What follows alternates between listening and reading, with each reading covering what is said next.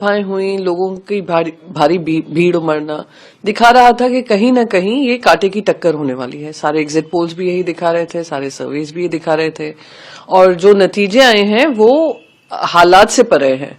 तो जो हुआ है उस पे आकलन तो हम करेंगे ही, और जिस तरीके से जनता ने इतनी भारी बहुमत से 90% strike rate, I don't think so इतने इतिहास में हमने, आफ्टर जो सिंगल पार्टी गवर्नमेंट्स आती थी उसके बाद हमने देखा होगा। तो कहीं ना कहीं हमें आकलन भी करना पड़ेगा कि क्या क्या गलतियां हुई हैं।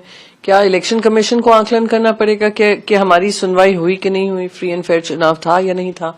तो ये सारी चीजें एक मजबूत मैं मानती हूं प्रजातंत्र के लिए सबसे इम्पोर्टेंट होता है कि election commission should be above all doubts कि प्रजातंत्र की अगर नियम कानून पालन करने हैं।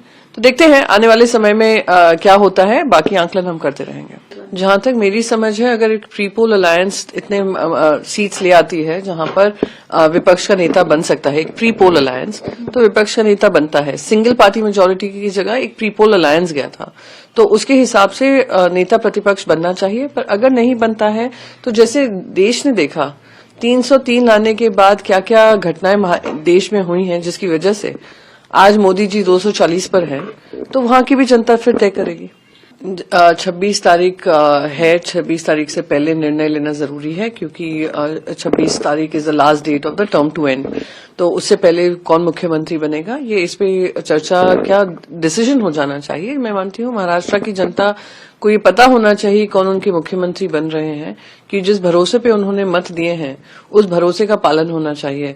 आपस में जो खींचतान हम देख रहे हैं इस अलायंस में, मैं उम्मीद करती हूं कि ये खींचतान बंद होकर महाराष्ट्र के हितों के लिए काम होगा। महाराष्ट्र में बढ़ती महंगाई हो, महिला सुरक्षा हो, लॉ एंड ऑर्डर की व्यवस्था हो, किसानों का दर्द हो, बेरोजगारी हो, और जो इकोनॉमी है उस पर ध्यान देकर आगे की रणनीति बनेगी।